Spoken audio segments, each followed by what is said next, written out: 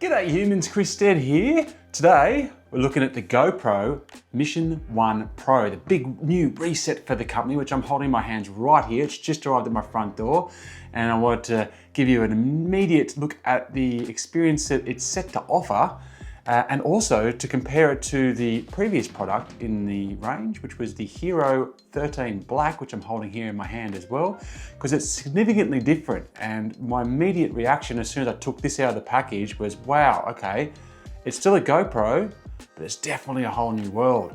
So let's dive in and compare, well, these two cameras and see where we're heading with the Mission 1 Pro.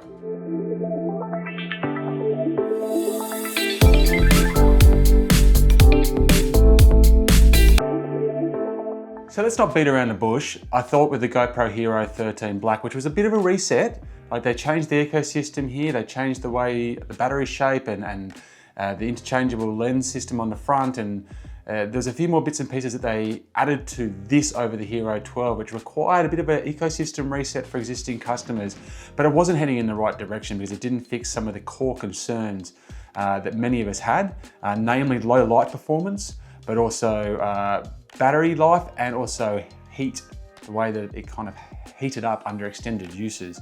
Plenty of other things as well that were happening in the world of technology in the last couple of years, and a lot with AI. And so GoPro's obviously gone back to the drawing board, and they've started again with the Mission brand. So Hero is no more, Mission is now what we are having moving forward. This is the Mission 1 Pro. There's a Mission 1, there's a Mission 1 Pro, there's a Mission 1 Pro ILS, interchangeable lens system. Yeah, I'm not sure if it's Pro ILS or just ILS. Now the Mission 1 and Mission 1 Pro are more or less the same type of camera. The Mission 1 can just do slightly less resolution, and Mission 1 Pro just stepped up the resolution. Other than that, I think they're pretty similar. An interchangeable lens system, the ILS camera just allows you to actually use different lenses on the front here. But this is the Mission 1 Pro, so is going to be the core one that most people are going to go for. Now, as you can probably see straight away, there's a size difference here. Okay, and as soon as I pulled this out of the packaging, I was like, oh, it just feels like a heavier camera. Now that I'm holding them together, it's marginally heavier. I don't think it's as significantly heavier as I thought when I first pulled it out of the package. I was like, oh wow, it's just a bigger, heavier. But it's just a little bit more different in terms of its form factor. Now you can probably see, if you look there side by side, how much more the lens on the Mission 1 Pro protrudes from what we experienced on the Hero 13. It's a significantly different shaped camera, even though at a glance, it looks really quite similar. You'll also notice how much the button protrudes over the GoPro Hero 13, which had pretty much flush buttons that would actually kind of difficult to feel if it was sitting on your head or something like that. And even on the top here, you can see again, much more of a protrusion with the button on the top here.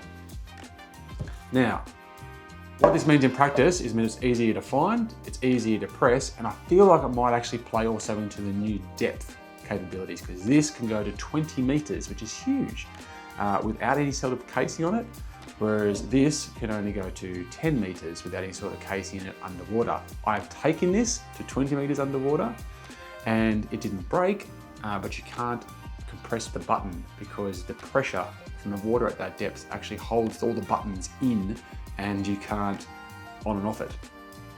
So basically, if you turn it on, you go down, it turns it off, and if you're already down there, you can't turn it on. So, it didn't work. This will work. It's got big, thicker buttons, easier to find, easier to press, but as you can see, the footprint is significantly different. It's going to be more likely to catch on things as you're going past, as you're riding past on your bike, on a snowboard, there's branches going past you, there's more to catch on. And obviously, it's not as slimlined to pack into your gear, into your kit, into your purse, into your little backpack, whatever you happen to be carrying with.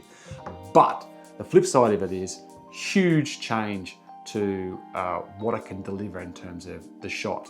This jumps up to a 1-inch sensor, which is what we wanted to see. It's a full open sensor as well, so you're getting the full real estate there. It's going to give you all the flexibility to really kind of cut that up into whatever dimensions that you want from that initial shot experience.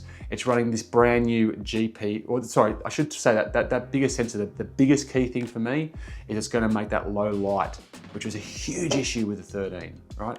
And the 12 and the ones before it, was that as soon as you got out of optimal conditions with the GoPro Hero 13, as soon as it was in bright blue skies and beautiful sunlight, as soon as you stepped into man-made light, as soon as you went into any sort of dark spaces, the quality of the picture just dropped dramatically, and then the image stabilization dropped dramatically, and it became far less usable as footage. This has just arrived, and I haven't tested it yet, but on paper, this is going to fix that problem with a much better sensor. Just going to pull in all that low light. It's going to be able to deal with dynamic range better. It's going to be able to deal with shadows better. Huge jump and increase. Okay, now where else are we setting a big increase? The processor has hit a huge jump. So we've got a GP3 processor now here in the Mission 1 Pro.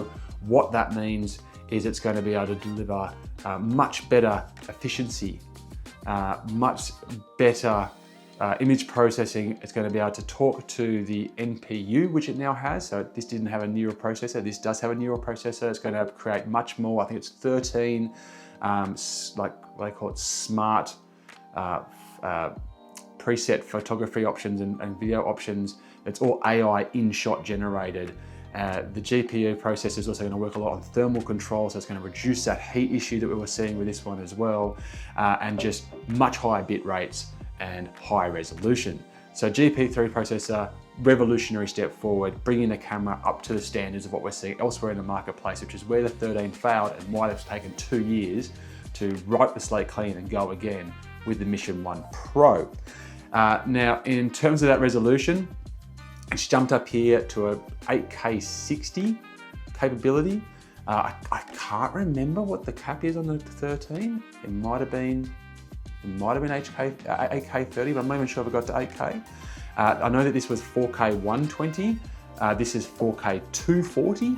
So yeah, like a significant jump up in the resolution quality, or how far these cameras can reach. And it's not just the resolution that's jumped up as well. You're going to be able to get a much better audio experience out of the box with this. So with the Mission 1 Pro. So to begin with, it's got 4 mic array, 2 mic array. This is going to, I think it's got a 10-bit float on this. Yeah, on this one as well, lacking this. It's also got inbuilt, using the AI, I assume, mitigation of wind sound. This does not. Plus, we're now releasing alongside this product a GoPro mic kit, so a wireless mic kit, which is going to walk through a proprietary kind of Wi-Fi network set up by this camera itself, which is enabled by the step up to Bluetooth 5.3 and Wi-Fi 6 connections, which is going to give you, with the GoPro mic, that stable wireless sound connection that we really couldn't get with this. You could connect this to the DJI mics. It worked. It wasn't great. Now we should be getting with this the full audio experience over wireless with the camera, which I'm really excited about as well. So that's a huge step up again with the Mission 1 Pro.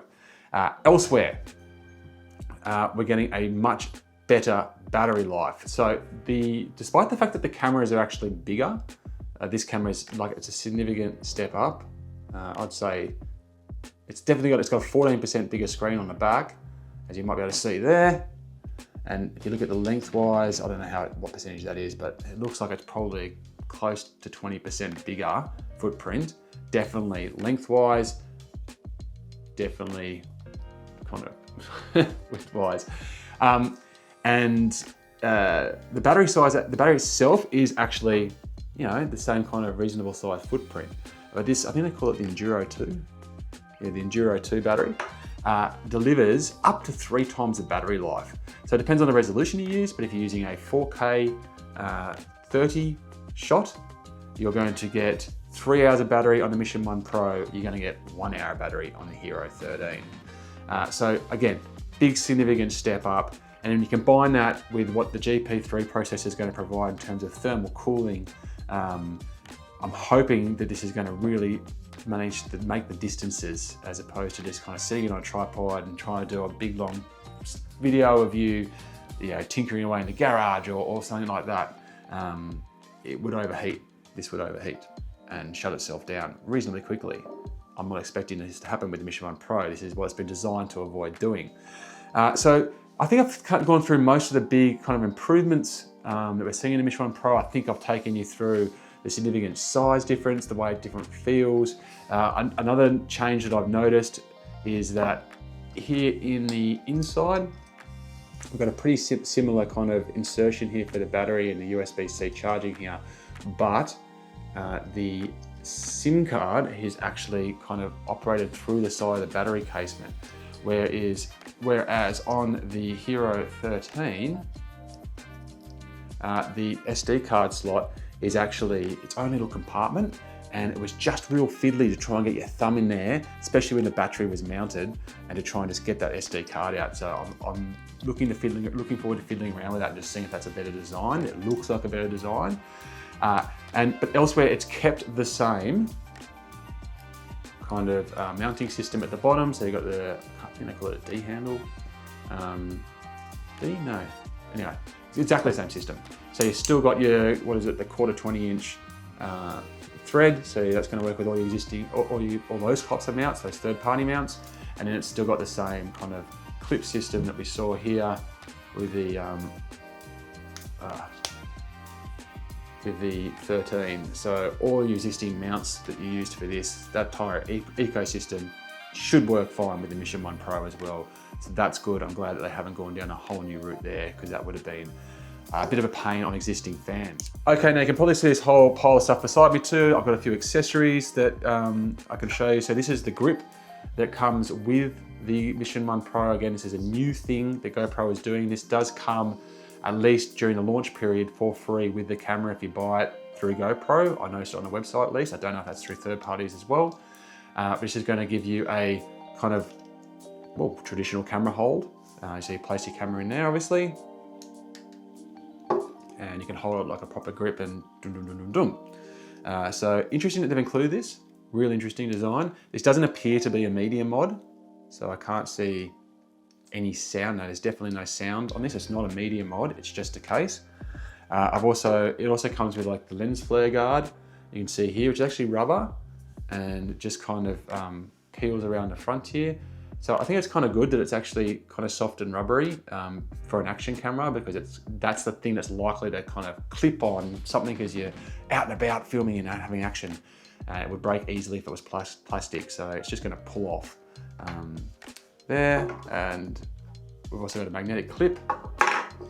So I feel like that may have come on DJI first. I might be wrong, but yeah, they've copied it, which is great. It's easy for easy releases. For example, if you've got it on your helmet right here and you just want to move it to a different mount, you can just, it's that easy. You can do it with gloves on. It's cool. And a dual battery charger as well for the batteries. So there we go. That's a quick, my quick, like, whoa, here, camera just arrived. Let's have a look at it. Comparison. I hope that gives you a good idea of how everything has stepped up from the Hero 13 Black to the Mission 1 Pro. It's the generational leap that GoPro required.